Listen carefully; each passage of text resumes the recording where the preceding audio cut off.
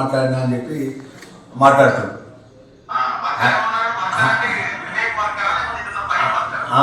అయితే అన్న ఒకటే అన్న రగన్న, మీ ద్వారా ఎంటర్ తెలంగాణ ప్రజలకు ఏదైతే మా మాదిగ జాతి కుల బాంధవులకు కానీ కుల సంఘాలకు కానీ మా పెద్దలందరూ కానీ మనం కానీ ఏదైతే నాకు జరిగినట్టు అవమానం ఏంటంటే తక్షణమే స్పందించి అనేక ప్లాట్ఫామ్స్ మీద వాళ్ళు నిరసన కానీ ఏదైతే జరిగిన ఏదైతే అన్న వ్యక్తి మీద తప్పనే ఆయన వెంటనే క్షమాపణ చెప్పాలని కోరిన దానికి మనస్ఫూర్తిగా వారికి నేను ధన్యవాదాలు తెలియజేస్తున్నాను. ఇంకోటి ఏంటంటే దీన్ని పెద్దగా కాకుండా ఆయన జరిగిన యథార్థాన్ని వాస్తవాన్ని ఒప్పుకొని తప్పని క్షమాపణ కోరితే ఆయన గౌరవం ఉంటుంది.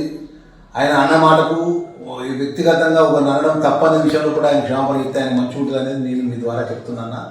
ఇప్పటికే ఆ మంత్రి ప్రభాకర్కు పొన్నం ప్రభాకర్ గారికి ఒకటే మాట చెప్తున్నాను.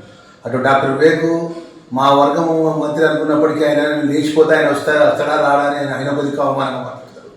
ఈయనేమో నేను ఉండని వెళ్ళిపోతా అంటాడు. మేము ఆయనకు మేము వాళ్ళ వర్గాన్ని మేము ఆ వర్గంకి వచ్చిన వాళ్ళంగా కష్ట సుఖాల్లో మేము ఆయన కొడుకు ఎంపీలో పడితే మేము మీదేసుకొని మేము గెలిపించాం ఆయన కొడుకు పెద్దపల్లి పార్లమెంట్లో. మేము వాళ్ళ తండ్రి అప్పటి నుంచి మా తండ్రి వాళ్ళతో స్నేహితం వాళ్ళ కుటుంబానికి మేము పెద్దపల్లి పార్లమెంట్లో మేము కార్యకర్తగా వాళ్ళ కుటుంబానికి మేము ఓటేసి మేము గెలిపించేదాన్ని మా పాత్ర ఉన్నది. తోటి అంటే ఇలాగే మన ఏమయ్యా మంత్రి నువ్వు ఎట్లా మాట్లాడుతున్నావు, మామూలు పట్టుకుని దున్నపోదని ఎట్లా అంటున్నావు అని ఒక మాట అన్నా మళ్ళీ కూడా అది క్లియర్గా అది మైనార్టీకి సంబంధించిన కార్యక్రమం నేను పెట్టినది. నేను అజ్మత్ బాయి వర్క్స్ బోర్డ్ చైర్మన్గా టైం కన్సర్న్ మినిస్టర్ నేను టైం ఫిక్స్ చేసుకుంటే నేను 3:30కి వస్తాను అన్న. లేట్గా రావడం జరగలేదు కదా, మీ ద్వారా చెప్తున్నా మరొకసారి. Azmat works board chairman Azmat బాయి ఈ యొక్క కార్యక్రమానికి సంబంధించిన ఇష్యూలో కూడా 2 రోజుల కింద అన్న అంటే 2500 స్క్వేర్ యార్డ్కి సంబంధించినటువంటి వర్క్స్ బోర్డ్ ద్వారా మనం జీవో ఇస్తున్నామన్నా, మీరు అనుమతి ఇవ్వాలంటే ఇస్తా అని చెప్పి నేను దానికి సంబంధించిన పేపర్ వర్క్ ఫార్మాలిటీస్ అది మా ఆఫీషియల్ చేపించి జీవో ఇస్తే జీవో అన్న మనం పంపిణీ చేద్దాం. మన డిపార్ట్మెంట్ కదా అజ్మత్ భాయ్, మనకు సంబంధించినటువంటి మైనార్టీ కార్పొరేషన్ చైర్మన్ పిలవండి, మనం అందరం వచ్చి ఇద్దాము అంటే ఇంకెవరు మీరు 100 ఇవ్వండి నాకు అభ్యర్థులు అయితే నేను 3:30కి వస్తాను ధర్మపురంలో ఉన్నా, నేను 3:30కి బయలుదేరి వస్తాను అని చెప్పిన. నేను 3:30కి బయలుదేరి వస్తాను అని చెప్పి నేను 3:30 నిమిషాలకు మా మినిస్టర్ కూడా మా విస్కాట్ మా వాళ్ళు భోజనం చేయలేదు అన్న, నేను ఇప్పుడు భోజనం చేస్తున్నా 15 నిమిషాల్లో నేను ఆడ చేరుతా అని చెప్పిన. చేరుతానగానే నాకు ఫైన్ ఫోన్ చేస్తే ఫైన్ కూడా చెప్పిన. నేను 3 కరెక్ట్గా బయలుదేరుతున్న వయసు నేను ఆడ చేరుతా అన్న. మళ్ళీ 5 నిమిషాలు అజ్మత్ భాయ్ అన్న ఇట్లా పొన్నం ప్రభాకర్ గౌడ్ను మన ఇన్ఛార్జ్ మినిస్టర్ గారు మన ఇక్కడ ఎలక్షన్ ఇన్ఛార్జ్ డాక్టర్ వివేక్ గారు వచ్చినారు, వాళ్ళు అర్జెంట్ అంటే పని అజ్మత్ భాయ్ మీటింగ్ జరగని నేను వచ్చి జాయిన్ అవుతా. ఇక వాళ్ళిద్దరు నేను వస్తానంటే వాళ్ళు ఆగా నాకు తెలుసు నువ్వు కానీ అన్న అజ్మత్ భాయ్ నేను చెప్పిన. ఎందుకంటే అన్న నేను మామూలు కార్యకర్తలు వచ్చినాను అన్న, నేను డబ్బున్నోడు కాదు, మా తండ్రి కేంద్ర మంత్రి కాదు, సామాన్యమైన అర్జనవాడలు పుట్టి కాంగ్రెస్ జెండా మూసుకొని కాంగ్రెస్ కార్యకర్తగా ఈ స్థాయికి వచ్చిన వ్యక్తిని, కష్టాలు తెలిసిన వ్యక్తిని. ఇప్పుడు మన పొన్న ప్రభాకర్ లెక్క అంటే ఉద్రేకపూర్వకంగా మాట్లాడే శక్తివంతుడు కాదు, నేను చాలా చిన్న స్థాయి వ్యక్తిని నేను. ఇక వాళ్ళు ఆ విధంగా నన్ను మాట్లాడతానని నేను కళలో కూడా ఊహించలేదు. అంటే నేను అన్న టైం 10 నిమిషాలు కరెక్ట్ 3:40 నిమిషాలు అక్కడ ఉన్నాను. నేను నా టైం చూసుకోండి, నేను నా కన్సల్ట్ శాఖ నేను అంటే ఏం లేదన్నా, నేను వాళ్ళ సమకాలికంగా డాక్టర్ వివేక్ పక్కన కూర్చోవడం నాకు ఇష్టం ఉండలేదన్న.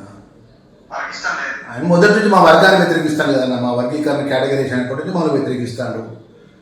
వీడు ఒక మాదిగో ఆ వర్గం మీద నా పక్కన సమకాలికంగా కూర్చుండడం లెక్కెంత నేను లేచిపోతా అంటున్నాను.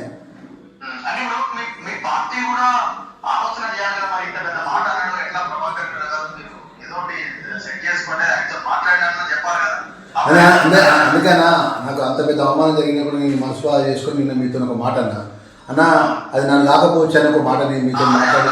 ఎందుకంటే ఎందుకు లైవ్లో అంటే అన్న మనం ఒక పార్టీ జెండా కింద పనిచేసినప్పుడు పొరపాటు నాతో కూడా పొరపాట్లు జరుగుతాయి అన్న.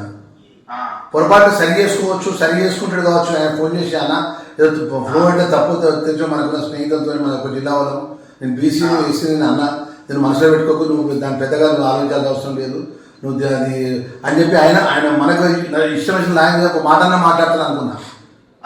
ఆయన ఇప్పుడు 9:40 ఇప్పటి వరకు నాకు ఒక ఫోన్ కూడా చేయలేదు. ఎవరు ఫోన్ చేసినా అంటున్నట్టు ఆయన అనలేదు అనుకున్నా. ఆయన అనలే నేను ఇట్లా ఆయన నేను అంటే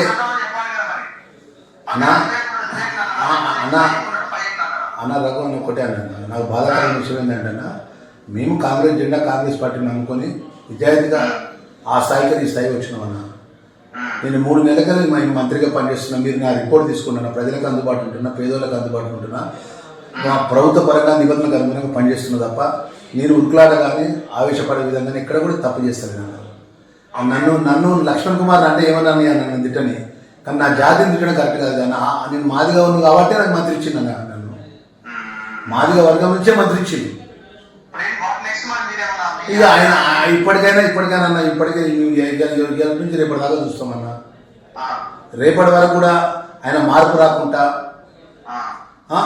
ఆయన నేను అనలేదు, నేను పలానా ఆయన పక్కన అన్నా అంటే రేపటి నుంచి జరిగిపోయే పరిణామాలకు ఆయనే బాధ్యుడు. నేను దీని విషయంలో కూడా మా మల్లికార్జున ఖార్గే గారికి నేను నాకు ఆ సామాజిక వర్గంకి వెళ్ళి పుట్టి ఆ సామాజిక వర్గం ద్వారా మనం మంత్రి అవ్వడం గిట్ట మేము చేసినటువంటి పొరపాట, మేము చేసినటువంటి మా దురదృష్టమా, మరి ఈ విధమైన అవమానాలు భరించాల్సి వస్తుందన్న విషయం మల్లికార్జున ఖార్గే గారికి, మీనాక్షి మేడం గారికి కూడా నేను ఉత్తరం పంపించిన. ఖార్గే గారికి కూడా తీసుకొస్తా, రాహుల్ గాంధీ గారిని కలుస్తా, సోనియా గారిని కలుస్తా. ఇది నా జాతి ఎంటైర్ నా రాష్ట్ర జాతిని అవమానపరిచింది. నమస్తే అన్న.